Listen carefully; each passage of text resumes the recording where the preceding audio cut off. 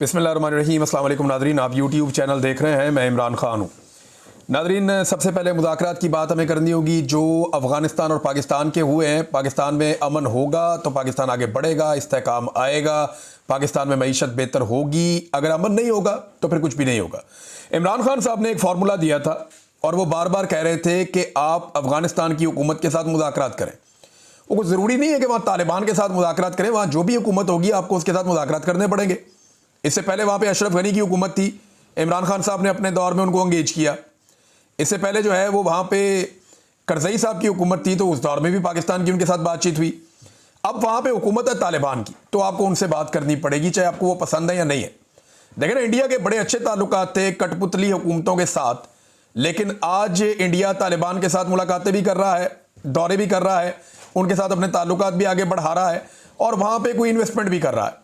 तो पाकिस्तान को इससे फ़ायदा उठाना चाहिए था। इमरान खान साहब ने वक्त रहते ये बताया कि आप कभी भी अमन हासिल नहीं कर सकते जब तक कि आप अफगानिस्तान से बात ना करें। लेकिन जब तक लाशें गिर नहीं गई, जब तक लोग मारे नहीं गए, जब तक दहशतगर्दी ने सर नहीं उठा लिया, तब तक इन्हें होश नहीं आई।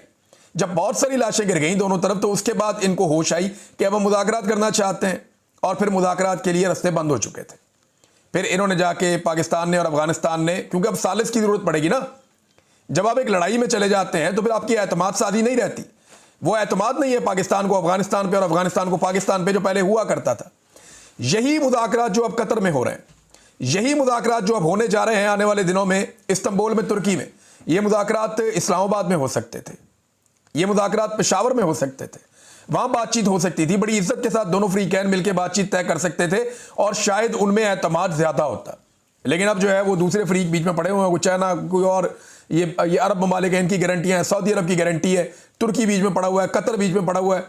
अब कोई लोग ईरान की भी बात कर रहे हैं कि उनकी भी बीच में वो भी पड़ेंगे इसमें। तो अब आप अंदाज़ा करें कि ये हालात पैदा हो गए पाकिस्तान के लिए कि एक हमसाया मुल्क जो ब्रदर इस्लामी मुल्क है, जिस मुल्क की दो बड़ी जंगों में पाकिस्तान का बड़ा कलीदी रोल रहा, वो तालिबान जिन्हें पाकिस्तान ने खुद तख्लीक किया था, वो तालिबान जिन्हें पाकिस्तान ने खुद ट्रेंड किया था, आज जब उनकी हुकूमत आई तो बजाय इसके कि वो पाकिस्तान की बात मानते और पाकिस्तान के मुताबिक चलते, पाकिस्तान दुनिया भर के जाके दरवाजे खटखटा के उनके साथ बात कर रहा है। अनफॉर्चुनेट। ख्वाजा आसिफ साहब ने एक तरफा स्टेटमेंट दे दिया। वैसे ख्वाजा साहब को पता नहीं झूठ बोलने की आदत है, इस उम्र में बंदे को झूठ बोलना नहीं चाहिए। ख्वाजा साहब का स्टेटमेंट मैं पढ़ रहा था, वो बिल्कुल किसी और तरह है, और जो स्टेटमेंट हमारे पास आया कतर से, वो बिल्कुल किसी और तरह है। जो कतर से आने वाला स्टेटमेंट है वो कुछ और बता रहा है, और जो ख्वाजा आसिफ ने स्टेटमेंट दिया वो कुछ और बता रहा है। ख्वाजा आसिफ एक तरफा कह रहे हैं कि जी अफगानिस्तान पाकिस्तान में अब दरअंदाजी नहीं करेगा, दहशतगर्दों की सहूलतकारी नहीं करेगा, और ये वो सारी चीज़ें वो कह रहे हैं अपने ट्वीट में मिलती जुलती, जैसे इनको आदत है। लेकिन जो कतर का स्टेटमेंट है वो ये बता रहा है कि ये दो तरफा हुआ है मामला।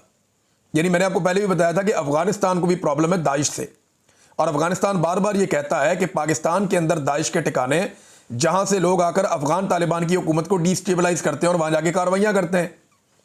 इसी तरह पाकिस्तान को शिकवा टीटीपी से कि तहरीके तालिबान पाकिस्तान क्योंकि अफगानिस्तान में है, वो वहां से आके यहां पे कार्रवाई करती है। तो दोनों के शिकवे थे, दोनों के गिले थे, दोनों जगहों पर दहशतगर्दियां हुई हैं, दोनों ने लिस्टें फ्राहम की हैं, और दोनों ने इस बात का आज़म किया है कि एक दूसरे की सरजमीन के ऊपर मुदाखलत नहीं करेंगे। मैं उम्मीद करता हूं कि ये जंगबंदी कायम रहेगी, लेकिन मैं चंद चीज़ें आपके सामने रखना चाहता हूं। एक तो इसी लड़ाई को लेकर जब इमरान खान ने कहा कि मुज़ाकरात करें, तो पाकिस्तान की मिलिट्री एस्टेब्लिशमेंट और उनके जो आला-ए-कार इस वक्त हुकूमत में बैठे हैं, ये सारे फतवे दे रहे थे।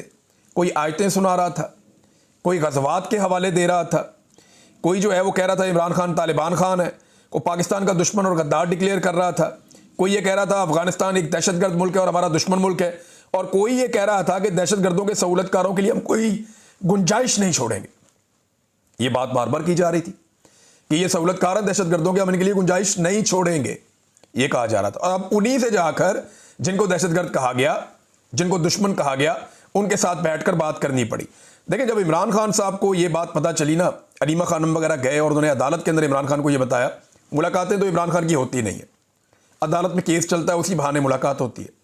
तो वहां जब इमरान खान साहब को यह बताया कि इतने फौजी अफसरान और जवान शहीद हो गए, तो इमरान खान साहब उठकर खड़े हो गए थे, और उन्होंने एक मरतबा नहीं लगभग 10 मरतबा इमरान खान साहब ने यह बात दोहराई कि अफगानिस्तान से रब्ता करो, अफगानिस्तान से बात करो, अफगानिस्तान से रब्ता करो।